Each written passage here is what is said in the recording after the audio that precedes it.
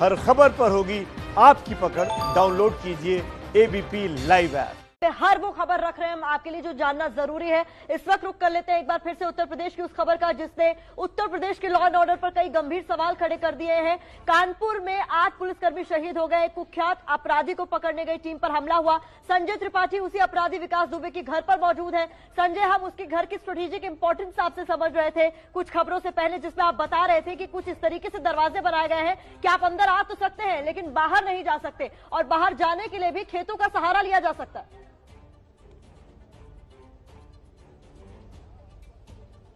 बिल्कुल प्रतिमा, यहाँ आसपास के कुछ लोगों ने हमें बताया कि विकास दुबे ये दावा करता था कि उसके घर में पुलिस तो घुस ही नहीं सकती, अगर कोई आ सकता है तो वो सेना है।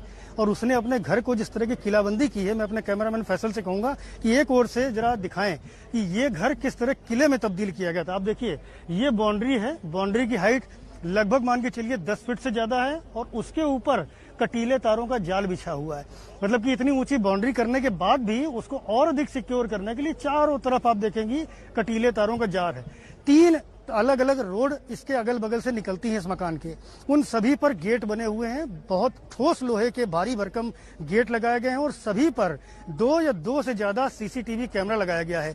एक बाहर की तरफ, अंदर की तरफ, चारों दिशाओं में सीसीटीवी कैमरे का जाल बिछाया गया। वो देखिए, मेन गेट आप देखेंगी, मेन गेट में किस तरीके सीसीटीवी कैमरा जो है, एक सीसीटीवी कैमरा का इधर मुंह है, एक दूसरी तरफ है और सामने की तरफ जेसीबी है। जो मेन रास्ता यहाँ पर आता है सीधे विकास दुबे के गेट पर ही आपको दिखेगा। ये दूसरा गेट था जो मुख्य द्वार है, और तीसरा गेट मैं आपको बाईं ओर दिखाऊंगा। इसमें भी आप देख सकते हैं बिल्कुल उसी लोहा लाट अंदाज में लगाया हुआ गेट है जो तीसरे तरफ जो रोड कनेक्ट होती है, ये मुख्य मार्ग, उस पर निगरानी रखने के लिए या उधर से अंदर या बाहर जाने के लिए। अब आपको इस मकान के फ्रंट का हिस्सा मैं दिखाऊंगा कि कितना गैप है। जहां पर मैं खड़ा हूं वो विकास दुबे का घर है, छत पर मैं खड़ा हूं और आगे से जो मेन गेट है वहां से घर तक की दूरी इतनी है कि अगर कोई व्यक्ति यहाँ आना चाहे तो उसको वक्त लगेगा। तो ऐसे में विकास दुबे को संभलने का काफी मौका मिलेगा। एक तरफ मैं आपको और दृश्य दिखाता हूँ कि ये तो रास्ते चारों तरफ से पूरी तरह किलेबंदी की गई है और विकास दुबे आराम से भीतर आ सकता है, लेकिन और दूसरा कोई आसानी से नहीं आ सकता। लेकिन विकास दुबे अगर यहाँ से जाना चाहे तो भी बहुत आसानी से निकल सकता है। पहली बात तो 3 तरफ गेट है, कहीं से भी वो भाग सकता है। इसके बाद आप दाईं तरफ देखिए, वो पूरे खेत पड़े हुए हैं जहां से निकल करके बड़े आराम से फरार हुआ जा सकता है। ये एक तरफ का यहाँ का दृश्य है। चारों तरफ आप देखेंगे खेत हैं, कुछ बहुत मकान हैं, बीच से गलियां निकली हुई हैं और सामने खेत की ओर रास्ता जा रहा है कि बड़े आराम से यहाँ से कोई भी निकल के जा सकता है। ठीक पीछे की तरफ का भी दृश्य दिखाऊंगा विकास दुबे के मकान के। ठीक पीछे का दृश्य अपने कैमरामैन से कहूंगा कि जरा उधर दिखाएं। देखिए किस तरह से वहां पर खेत है, चारों तरफ खेत है। पीछे की तरफ से भी अगर कोई जाना चाहे तो बड़े आराम से निकल सकता है। तो इस तरह विकास दुबे ने चारों तरफ बड़ा स्ट्रेटेजी के साथ में ये मकान बनाया हुआ है कि अगर कोई भीतर दाखिल होता है तो उसको पल पल की भनक रहे। सीसीटीवी कैमरे लगे हुए हैं, गेट भारी भरकम लगे हुए हैं, तो कोई बहुत आसानी से अगर चाहे वो भीतर नहीं दाखिल हो सकता है। इसके बाद अगर वो आ भी जाता है तो उसके घर और गेट के बीच में इतना गैप है कि वो आराम से उससे लोहा ले सकता है।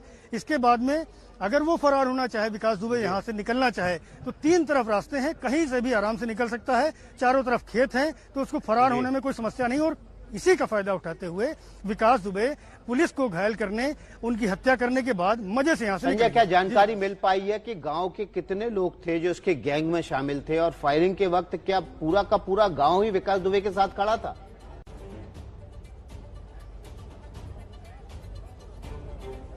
देखिए, विकास एक दबंग और रसूखदार आदमी था, कुख्यात अपराधी था और 60 से अधिक मुकदमे उसके ऊपर हैं। तो ऐसे में आप अंदाजा लगा सकते हैं कि गांव में भी उसकी दहशत बरकरार थी। कोई भी व्यक्ति उसके खिलाफ बोलने को खड़ा नहीं होता था। बहुत सारे लोग तमाम सारे लोभ लालच की वजह से उसके साथ जुड़े हुए थे, चूंकि राजनीतिक भी दांवपेच उसके पास थे और राजनीतिक रूप से भी समृद्ध व्यक्ति था। बहुजन समाज पार्टी में भी रहा हुआ है, जैसा आप जानते होंगे। तो इलाके के जो लोग थे या तो उसके समर्थन में थे या फिर वो चुप रहते थे। ये स्थिति थी। विकास के खिलाफ मुंह उठाने वाला कोई भी व्यक्ति नहीं था, सर उठाने के लिए किसी की हिम्मत नहीं थी। लगभग मेरी जो जानकारी में आया है कि लगभग 50 लोग उस वक्त फायरिंग कर रहे थे जब पुलिस की टीम यहाँ पर दाखिल हुई, क्योंकि पुलिस की पूरे सर्किल की फोर्स यहाँ पर आई हुई थी। खुद सीओ बिल्लौर, चौबेपुर, बिठूर, 3 थानों का फोर्स यहाँ पर आया हुआ था। हर थाने में आप समझ सकते हैं कि अगर दबिश होती है और इस तरह की दबिश होती है जब किसी कुख्यात अपराधी के घर पर जाना हो, तो हर एक थाना लगभग 15 से 20 लोगों को लेकर चलता है। तो टेंटेटिव मान के चलिए कि इतनी ही पुलिस फोर्स थी और इतने ही जो सामने से गोलियां चलाने वाले विकास उसके गुर्गे थे, उनकी भी फौज इतनी बड़ी थी। जेसीबी मशीन ने गाड़ियों का रास्ता रोक दिया और उसके बाद जब लोग पैदल विकास के घर की तरफ बढ़े तो मैंने जैसे आपको बताया कि संजय, आप लगातार हमारे साथ बने रहे। हमारे दर्शक इस वक्त जो तस्वीरें देख रहे हैं वो लाइव तस्वीरें उस सामान की हैं जो विकास दुबे के घर के अंदर बरामद हुआ है। पैकेट के अंदर जो सामान आप देख रहे हैं, अपराधी विकास दुबे के घर के अंदर वो सामान बरामद हुआ है। उसके घर के आसपास का पूरा हाल आपको हम दिखा रहे हैं। तो कुल मिलाकर विकास दुबे के घर के अंदर उसकी छत पर हमारे सहयोगी मौजूद हैं। इससे पहले संजय ने जो घटना हुई थी जिसमें 8 पुलिसकर्मी हमारे शहीद हुए थे, उसके बाद पूरे कानपुर नगर की पुलिस फोर्स को सड़कों पर उतार दिया गया था और लगातार कई टीमें बना करके हम लोग कॉम्बिंग कर रहे थे। जो भी जंगल हैं, भागने के रास्ते हैं, रेल के ट्रैक हैं, इन पर लगातार पुलिस की पेट्रोलिंग चल रही थी। इसी कॉम्बिंग के दौरान आज सुबह जो है अपराधियों की पुलिस से मुठभेड़ हुई। अपराधियों ने पुलिस के ऊपर अंधाधुंध फायरिंग करी, जिसमें हमारे 2 पुलिसकर्मी घायल हुए। जवाबी गोलीबारी में 2 अपराधी मारे गए हैं और उनके पास से वो हथियार बरामद हुए जिससे रात्रि के समय में उन्होंने पुलिस पर गोली चलाई थी। और एक पिस्टल जो हमारे पुलिसकर्मियों की इन्होंने लूट ली थी वो भी इन अपराधियों से बरामद हुई है। 3 अपराधी अभी और हैं जो उन जंगलों में अभी छिपे होने की संभावना है। पुलिस उनकी भी कॉम्बिंग चल रही है और उनकी कोई शिक्षा मिली है। देखिए, अभी जो 2 अपराधी मारे गए हैं इनकी पहचान के लिए गांव वालों को बुलाया गया है। वो उनकी पहचान करेंगे तभी इस बात को कंफर्म करेंगे। सर, एक सवाल उठ रहा है जिस तरह से इतना बड़ा अपराधी है उसको जो पकड़ने के लिए टीम भेजी गई थी, क्या कहीं ना कहीं वो तैयारी से नहीं है कि जिस तरह की? देखिए, इस पर बाद में चर्चा होगी। अभी मुख्य ध्यान हम लोगों का है कि जो अपराधी हैं वो बचने न पाए। ठीक है।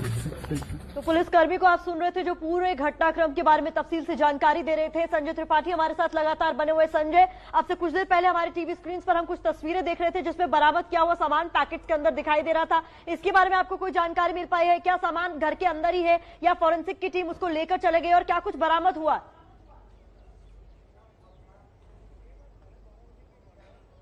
देखिए, देर रात 12:30 बजे की ये वारदात है और सुबह जब तड़के पुलिस के आला अधिकारियों को लखनऊ में इसकी जानकारी मिली तो आनंद फानंद में फॉरेंसिक की टीम वहां से भेजी गई थी और ज्यादातर चीजें जो विकास से जुड़ी हुई थी या इस घटना से जुड़ी हुई थी उनको फॉरेंसिक टीम ने जब्त किया हुआ है। फिलहाल यहाँ इस मकान में विकास का कोई भी रिश्तेदार, कोई भी परिवार का व्यक्ति मौजूद नहीं है और ज्यादातर सामान की यहाँ तलाशी ली गई है पुलिस टीम के द्वारा। तो ऐसे में अब विकास के नामो निशान जो भी यहाँ पर चीजें थी वो सबको पुलिस टीम ने कलेक्ट कर लिया है। फिलहाल जांच पड़ताल पुलिस की आगे चल रही है और विकास की तलाश चल रही है। अभी यहाँ पर अगर स्थिति कहें तो सामान्य बनी हुई है, बेहद शांत है पूरा इलाका क्योंकि बड़ी वारदात इस इलाके में हुई है। संजय, आपको क्या जानकारी मिल पाई है? पुलिस ने जब फॉरेंसिक टीम पहुंची होगी, वहां से सबूत बटोरे होंगे, तो कितने खोखे, खाली खोखे गोलियों के मिले हैं, बंदूकों के मिले हैं? क्योंकि ऐसा बताया जा रहा है कि 303 की बंदूक का भी इस्तेमाल किया गया है।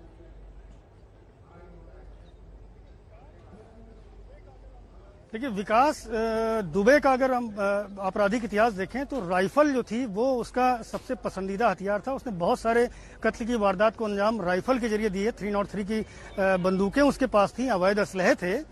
तो अभी जो अधिकृत रूप से तो पुलिस का कोई अधिकारी इस बारे में बोलने को तैयार नहीं, लेकिन आसपास के ग्रामीणों से जो हमने बात की तो उनका कहना है कि लगभग 50 से 100 राउंड फायरिंग यहाँ पर की गई है। पुलिस पार्टी की तरफ से भी गोलियां चलाई गई हैं। पहले हमला विकास और उसके गुर्गों की तरफ से किया गया, उसके बाद काउंटर में पुलिस पार्टी की ओर से भी गोलियां चलाई गई। लेकिन अभी कितने खोखे बरामद हुए इसकी अधिकृत जानकारी कोई नहीं मिल पा रही।